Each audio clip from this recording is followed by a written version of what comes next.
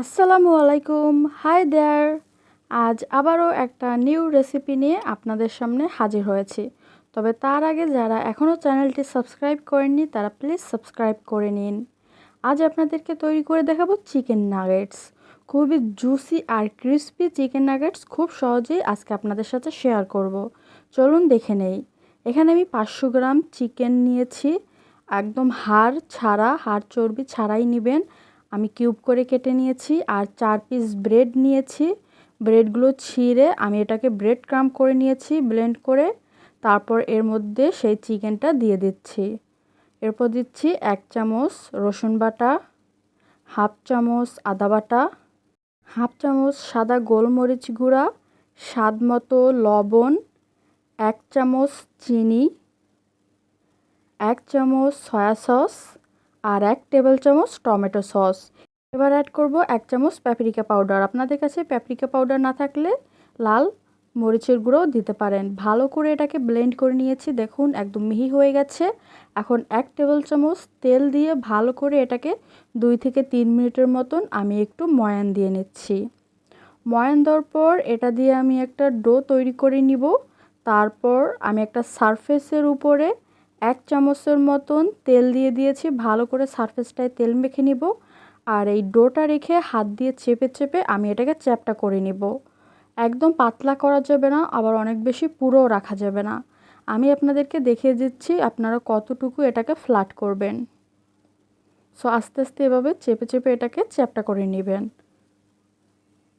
হাত দিয়ে করলেই বেশি সুবিধা হবে, তাই আপনারাও ট্রাই করবেন। হাতে একটা গ্লাভস পরে দরকার হলে তারপরে এটাকে সুন্দর করে চ্যাপটা করে 4 কোণাটা কেটে নেবেন সমান করে।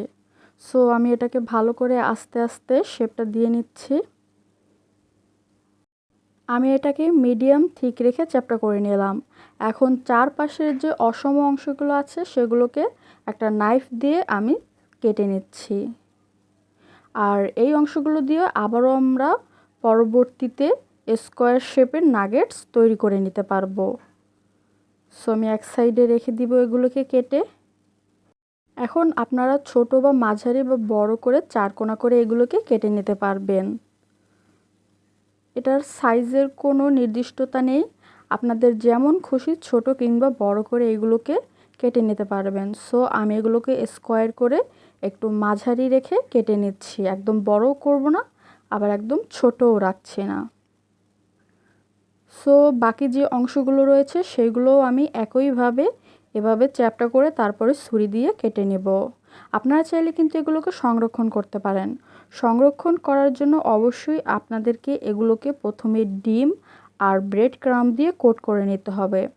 এখন একটা বাটিতে আমি একটা ডিম নিয়ে নিলাম। এতে অল্প একটু স্বাদমতো লবণ দিয়ে দিচ্ছি আর হাফ চামচেরও কম একটু সাদা গোলমরিচ গুঁড়া অ্যাড করে নিলাম। এখন ভালো করে ডিমটা আমি ফেটিয়ে নিব। আর আমি এখানে নিয়েছি হলুদ ব্রেড ক্রাম্ব। প্রথমে এখন একটা নাগেটস আপনাদের প্রথমে ডিমে ডিপ করতে হবে এভাবে।